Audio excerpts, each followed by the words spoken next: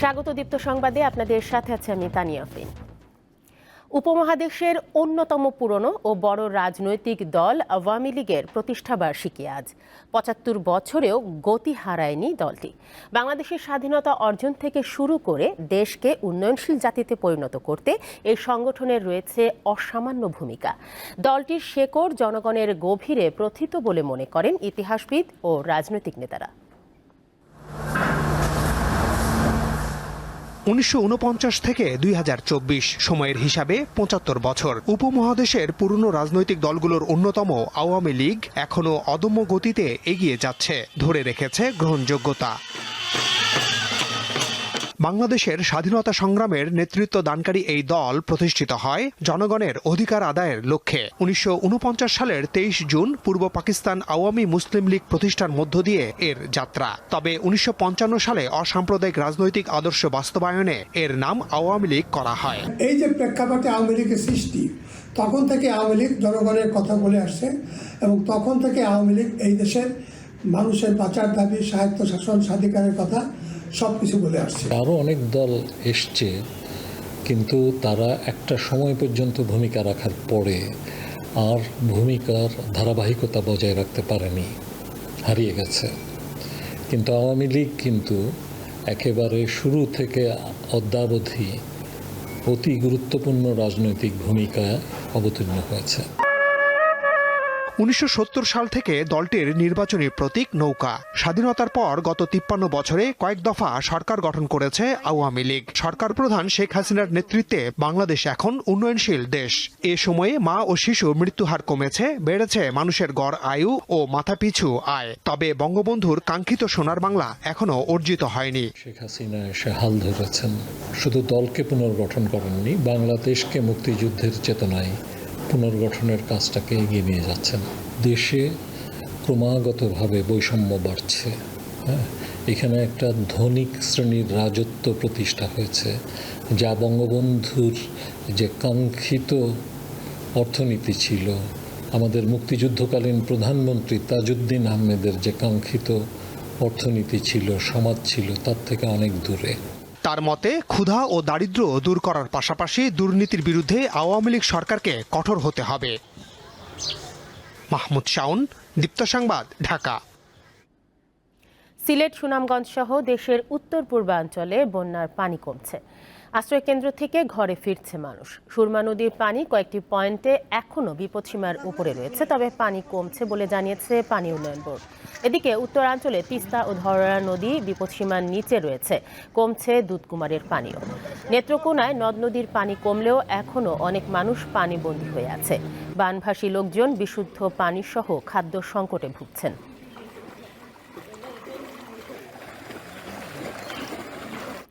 হবিগঞ্জের বন্যা পরিস্থিতির খবর জানাতে যোগ দিচ্ছেন আমাদের সহকর্মী আখলাস আহমেদ প্রিয়। আখলাস, দেশের সার্বিক বন্যা পরিস্থিতির উন্নতি হয়েছে কি, আর হবিগঞ্জে আজকের অবস্থা আমাদের জানাবেন।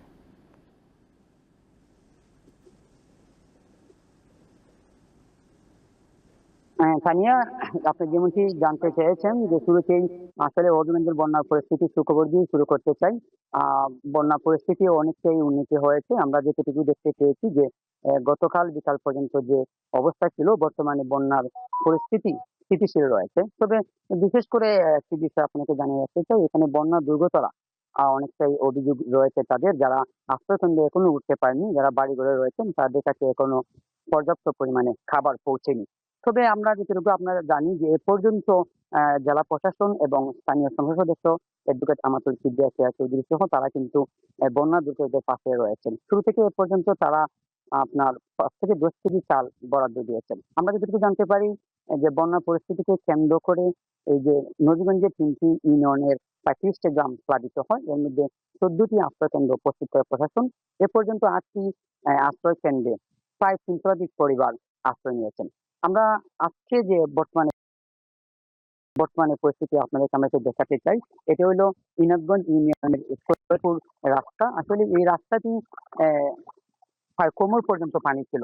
বর্তমানে কুশিয়ারা নদীর পানি অনেকটাই কমে যাওয়ার কারণে এখন হাঁটু পানি পর্যন্ত এখানে বিরাজ করছে। আমরা যে বিষয়টি আপনাদেরকে বলতে চাই যে গতকাল থেকেই কিন্তু প্রশাসন কিন্তু এবং স্থানীয় সংসদ সদস্যরা কিন্তু জনপ্রতিনিধিরা কিন্তু মাঠে ছিলেন। তারা কিন্তু আমরা গতকাল দেখেছি যে দিগলবাগ ইউনিয়নের বেগমপুর প্রাইমারি প্রাথমিক বিদ্যালয়ে 61 পরিবারকে 14 কেজি 400 গ্রাম করে শুকনো খাবার বিতরণ করেছে। এর মধ্যে 10 কেজি চাল ছিল, 1 কেজি ডাল, 1 লিটার তেল এবং 200 গ্রাম গুঁড়া ধনিয়া, 100 গ্রাম হলুদ সহ 14 কেজি 400 গ্রাম করে বরাদ্দ দেওয়া হয়। আমরা কথা বলেছিলাম পানি উন্নয়ন বোর্ডের নির্বাহী প্রকৌশলীর সাথে শামীম আহসান মাহমুদ। তিনি আমাদেরকে যেমনটা জানিয়েছেন, এখন পর্যন্ত যে নদীগঞ্জ ঘিরে যে কুশিয়ারা নদী রয়েছে, কুশিয়ারা নদীর শেরপুর পয়েন্টে যদিও গতকাল আজমিরগঞ্জে 65 সেন্টিমিটার উপর দিয়ে পানি প্রবাহিত হচ্ছে, যদিও গতকাল তিনটায় শেরপুর পয়েন্টে 18 সেন্টিমিটার উপর দিয়ে পানি প্রবাহিত হচ্ছিল। বর্তমানে অনেকটাই বলা যায় যে পানি কমে যাওয়ার কারণে বন্যার পরিস্থিতি কিন্তু অনেকটাই উন্নতি হয়েছে। তানিয়া, হবিগঞ্জের বন্যা পরিস্থিতির খবর জানাচ্ছিলেন আখলাস আহমেদ প্রিয়। দর্শক, এই পর্যায়ে বন্যা পরিস্থিতির খবর জানতে আমরা যাব নেত্রকোনায়। নেত্রকোনা থেকে যোগ দিচ্ছেন আমাদের সহকর্মী জিয়াউর রহমান। জিয়া, নেত্রকোনায় আজকের বন্যা পরিস্থিতি আপনি কেমন দেখছেন? নদ নদীর পানি এবং দুর্গতদের মানুষদের অবস্থা আমাদের জানাবেন। জি, ধন্যবাদ তানিয়া। আপনি যেমনটি বলছিলেন যে নেত্রকোনার যে বন্যা পরিস্থিতি সর্বশেষ তথ্যটি আমি দীপ্ত টেলিভিশনের মাধ্যমে আমি দর্শকদেরকে জানাতে চাই। তো আপনাদেরকে আমি জানিয়ে রাখি যে নেত্রকোনা মূলত হাওড়া অঞ্চল হিসেবে পরিচিত একটি জেলা। এই জেলার 10টি উপজেলা রয়েছে। 10টি উপজেলার মধ্যে 3টি উপজেলায় কিন্তু একেবারে হাওর অধ্যুষিত এলাকা, বিশেষ করে মোহনগঞ্জ, খালিয়াজুড়ি এবং মদন। এই 3 উপজেলার বাসিন্দারা কিন্তু বছরে 6 মাস তারা পানিবন্দী জীবনযাপন করেন। তো এবছর যেটি হয়েছে যে ঈদ উল ফিতরের দিন থেকে শুরু করে পাহাড়ি ঢল এবং ভারী বর্ষণের ফলে ঈদুল আজহার দিন থেকে বিশেষ করে এই নেত্রকোনা অঞ্চলের যেসব প্রধান নদ নদীগুলো রয়েছে, বিশেষ করে সোমেশ্বরী, কংস, ধনু, মগরা এবং উগ্ধাকালী নদী, এইসব নদীর পানি কিন্তু বাড়তে থাকে। তো এই পানি বৃদ্ধির ফলে দেখা গেছে যে কলমাকান্দা উপজেলার যে নিম্নাঞ্চল রয়েছে, সেই সব নিম্নাঞ্চলের বেশ কিছু গ্রাম প্লাবিত হয়েছে, বেশ কিছু শিক্ষা প্রতিষ্ঠান প্লাবিত হয়েছে, রাস্তাঘাট পানিতে প্লাবিত হয়েছিল। এছাড়া মদন, মোহনগঞ্জ, খালিয়াজুড়ি উপজেলারও বেশ কিছু এলাকা কিন্তু পানিতে প্লাবিত হয়েছিল। এবং জেলার যে উগ্ধাখালী নদী রয়েছে, সেই নদীর কলমাকান্দা ডাকবাংলা পয়েন্টে গত পরশু যে নদীর পানি বিপদসীমার 51 সেন্টিমিটার উপর দিয়ে কিন্তু প্রবাহিত হচ্ছিল। তো আজকে সকালে আমাকে জেলা পানি উন্নয়ন বোর্ডের নির্বাহী প্রকৌশলী যে তথ্যটি জানিয়েছেন যে গত দুদিন নেত্রকোনা অঞ্চলে তেমন কোনো ভারী বৃষ্টিপাত না হওয়ায় এবং উজান থেকেও আসলে ঢলের পানি নেমে না আসায় কিন্তু এই অঞ্চলের পানি কমতে শুরু করেছে এবং উগ্ধাকালী নদীর পানি অনেকটাই কমে গিয়ে আজকে সকাল থেকে কিন্তু বিপদসীমা 30 সেন্টিমিটার নিচ দিয়ে প্রবাহিত হচ্ছিল। তো আমি যদি আপনাদের যে পানিবন্দী প্রায় লক্ষাধিক মানুষ ছিল, এর মধ্যেই পানি কমতে শুরু করায় এখন পর্যন্ত আপনাদেরকে যদি আমি নেত্রকোনার যে বানবাসী মানুষ যারা রয়েছেন, পানিবন্দী পরিবার যেগুলো রয়েছে, তাদের দুর্ভোগের বিষয়টি যদি আমি আপনাদেরকে জানাতে চাই, তাহলে যেটি বলবো যে পানিবন্দী মানুষের দুর্ভোগ বলতে আসলে বাড়ির চতুর্পাশে পানি প্রবেশ করায় তারা কিন্তু বিশেষ করে খাদ্য সংকটে কিছুটা ভুগছিলেন এবং গবাদি পশু, শিশুদেরকে নিয়ে তারা একটা আতঙ্কে ছিলেন। গত দুদিনে এই বন্যার পানিতে ডুবে কিন্তু নেত্রকোনা অঞ্চলের 2টি শিশুর মৃত্যু হয়েছে। তো এই শিশু মৃত্যুর কারণে কিন্তু এই পানিবন্দী পরিবারগুলোর মধ্যে একটা আতঙ্ক বিরাজ করছে এবং পানি যেহেতু কমে যাওয়ার ফলে গ্রামীণ যে কাঁচা সড়ক, বিভিন্ন কাঁচা পাকা সড়ক রয়েছে, সেই সব সড়কের কিন্তু কিছু ক্ষয়ক্ষতির দৃশ্য আমরা দেখতে পাচ্ছি এবং কাঁচা সড়ক। নেত্রকোনার বন্যা পরিস্থিতির সার্বিক অবস্থা জানাচ্ছিলেন জিয়াউর রহমান। কোরবানির পশুর চামড়া নিয়ে বেকায়দায় পড়েছেন অনেক ব্যবসায়ী। মোকামগুলোতে চাহিদা কম, লবণের দাম বৃদ্ধির কারণে চামড়া প্রক্রিয়ায় খরচ বেড়েছে। ঈদের দ্বিতীয় দিন পশুর চামড়া বোঝাই ট্রাক প্রবেশ বেড়ে যায় সাভারের চামড়া শিল্প নগরীতে। তবে সরকার নির্ধারিত দামে তা বিক্রি হতে দেখা যায়নি কোথাও। চামড়া প্রক্রিয়াজাত কাজে এখন ব্যস্ত সময় পার করছেন শ্রমিকরা। সাভার বিসিক শিল্পনগরীর ট্যানারিগুলোর কাঁচা চামড়া লবণ দেওয়ার পর দ্বিতীয় ধাপের কাজ শুরু হয়েছে। ট্রেনার্স অ্যাসোসিয়েশন জানায়, এবারের ঈদে 1,10,00,000 পশুর চামড়া সংগ্রহের লক্ষ্যমাত্রা ছিল।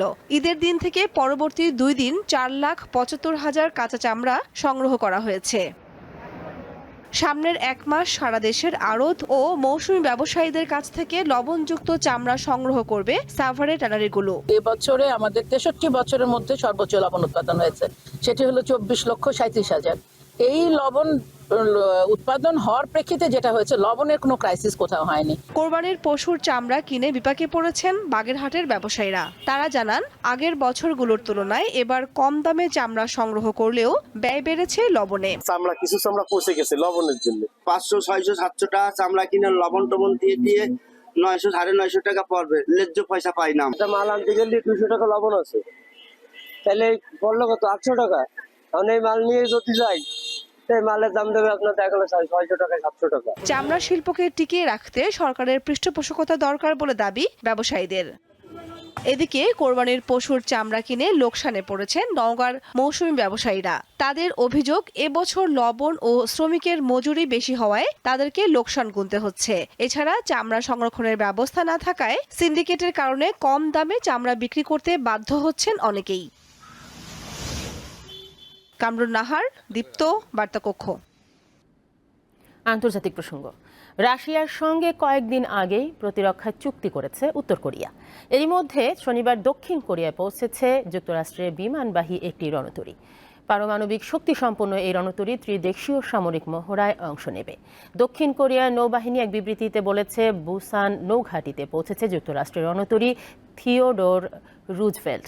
বিবৃতিতে আরও বলা হয়েছে, একই সঙ্গে উত্তর কোরিয়ার ক্রমবর্ধমান হুমকির জবাব দিতে দেশ দুটি যে দৃঢ় সংকল্প তা স্পষ্ট হয়েছে। যুক্তরাষ্ট্রের এই রণতরী চলতি মাসে দক্ষিণ কোরিয়া ও জাপানের সঙ্গে একটি যৌথ মহড়ায় অংশ নেওয়ার কথা রয়েছে।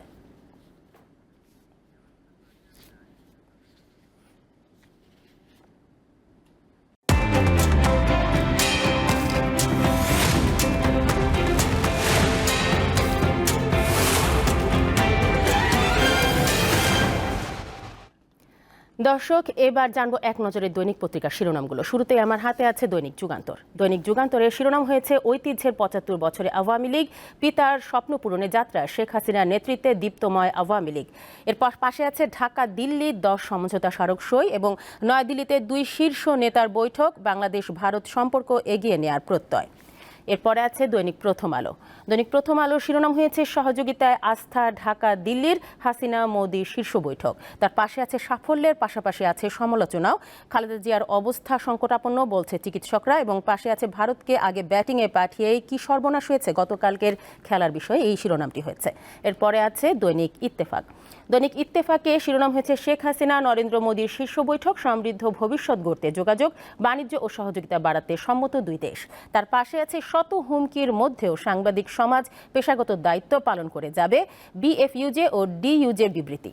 তার পাশে আছে গৌরবোজ্জ্বল প্লাটিনাম জয়ন্তী আজ, 76 বছরে আওয়ামী লীগ। এরপরে আছে দৈনিক সমকাল। দৈনিক সমকালের শিরোনাম হয়েছে, নিরাপত্তা নিয়ে দিল্লিকে আশ্বস্ত করল ঢাকা। তার পাশে আছে সাফল্যে ভাস্কর আওয়ামী লীগ, ত্রুটি বিচ্যুতিও কম নয়, এবং তার পাশে আছে রাসেলস ভাইপারে ক্ষতির চেয়ে ভয় আর গুজব বেশি। দর্শক, এই ছিল আমার হাতে থাকা দৈনিক পত্রিকার শিরোনামগুলো। এর সাথে শেষ করছি দীপ্ত সংবাদ। আমাদের পরবর্তী সংবাদ বেলা 12টায়। দর্শক, আর তথ্য ও বিনোদনের খবর পেতে যুক্ত থাকুন দীপ্ত ডিজিটাল প্ল্যাটফর্মগুলোতে। ধন্যবাদ সবাইকে।